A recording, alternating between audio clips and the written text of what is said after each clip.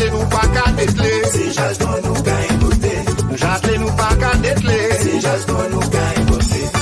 À donc à la nouvelle mandature là, la rénovation urbaine qui est déplacée ici, la rénovation qui est déplacée ici, Vieux-Bourg. Et la rénovation aussi qui a consisté à organiser le milieu rural. Chère population du Rézé, je peux vous assurer aujourd'hui que la caisse des écoles n'est pas déficitaire et qu'elle est en équilibre. Je peux vous assurer aussi qu'aux abîmes, les enfants des abîmes mangent des produits de qualité, mangent des produits locaux, mangent des produits frais, mangent de la viande fraîche. La ville des abîmes, pour le compte administratif 2018, la ville des abîmes est excédentaire de 1 800 000 euros. Concernant la caisse des écoles, il y a dit déficitaire. La caisse des écoles a eu un léger déficit en 2017, tout simplement parce qu'on était en train de construire la nouvelle cuisine centrale. Mais depuis, le budget est équilibré. Ils ont dit que Cap Excellence déficitaire. Cap Excellence est excédentaire de 3 800 000 euros. Nous avons pu reloger précisément les capitaines à la date du 23 décembre de l'année dernière, 750 familles. Et tout le monde sait aujourd'hui que 3 barres d'immeubles ont été détruits. Ce qui veut dire quoi? Que le maire de la ville des Abîmes a non seulement mis en place un processus d'accompagnement pour les familles, mais la démolition et la reconstruction aujourd'hui aux Abîmes n'est plus à démontrer. Ma délégation est la petite enfance, donc je défends la petite enfance. Donc nous avons beaucoup aidé les ouvertures des MAM, c'est-à-dire des maisons d'assistance maternelle, en leur donnant une subvention d'investissement. Nous aidons chaque année, nous donnons des subventions de fonctionnement aux crèches, parce que nous avons à peu près 16 crèches. Mesdames, Messieurs, vous l'avez bien compris, que dans le cadre de cette mandature à venir 2020-2026, c'est une priorité, donc la sécurisation et la sécurité des biens et des personnes sur le territoire abîmien et de Cap Excellence.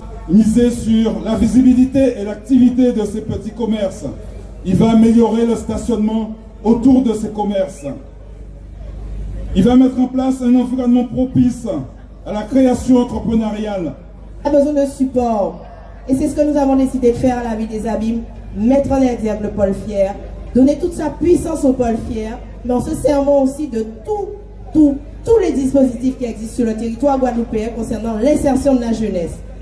Et on ne fait pas les choses à moitié, on ne fait pas les choses à peu près. On a déjà montré qu'on savait faire avec plusieurs forums réalisés au niveau du Bourg, au niveau de la MJC, au niveau de Sonis, où on a eu un vif succès. Près de 400 jeunes qui venaient chaque fois qu'on organise un forum. Je me suis dit qu'il faut qu'on donne toute sa dimension à ces forums et on a décidé justement de les déplacer, de les rendre itinérants et de les faire dans chaque quartier. Et vous constaterez parmi les différents axes qu'il y a un qui parle de l'action communale, mais particulièrement le renforcement de son efficience, parce que c'est la volonté d'Éric Jalton. Il ne faut plus qu'arriver dans les services de la ville, ce soit pour vous un parcours du combattant. Donc en nous appuyant sur les nouvelles technologies, sans oublier la dimension humaine, nous avons décidé de tout mettre en œuvre pour vous faciliter l'accès à l'information des services de la ville des Abîmes. Alors les Abîmes, nous ne pouvons pas nous passer de maires et de leaders de cette envergure-là. Car aujourd'hui, notre jeunesse a besoin de repères. Et il n'y en a plus en Guadeloupe, il faut le reconnaître. Éric Jalton a cette ossature-là pour dorénavant dire aux Guadeloupéens, voilà la ligne, voilà comment nous devons diriger notre pays. Et c'est pour cela on prendra comme modèle notre belle et grande ville, les Abîmes. Mesdames et messieurs, je peux vous assurer que aujourd'hui, je suis fier d'être du Rézé et que le Rézé soit à l'intérieur des Abîmes par rapport au travail qu'Éric Jalton a fait depuis plusieurs années maintenant. Éric Jalton veut de la réconciliation. Éric Jalton est le maire de l'amour. La ville des Abîmes, elle est réconciliée. Les Abimiens se sont retrouvés. Alors ne permettez pas que la haine revienne aux abîmes. Donnez à l'amour sa place. Mesdames et messieurs, le 15 mars, tous ensemble pour le triomphe. Merci. Aujourd'hui, toutes les valeurs ont été piétinées par M. Macron et sa clique.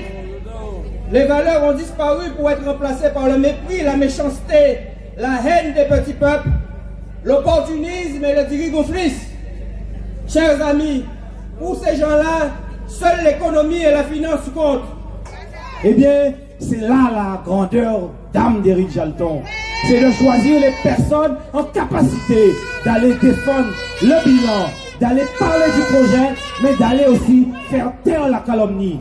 La ville, cette administration colossale, qui a plus de 1000 agents, qui a un budget, une masse salariale de plus de 50 millions d'euros, cette ville-là est bien gérée.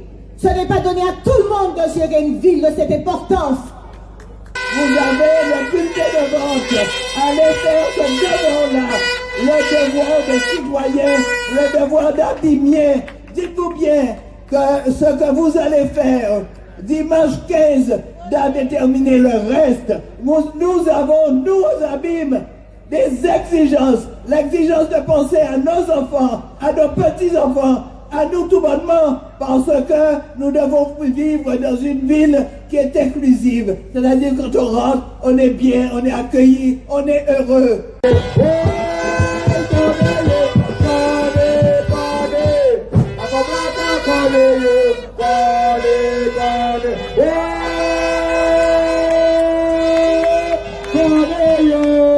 Magali, c'est à toi.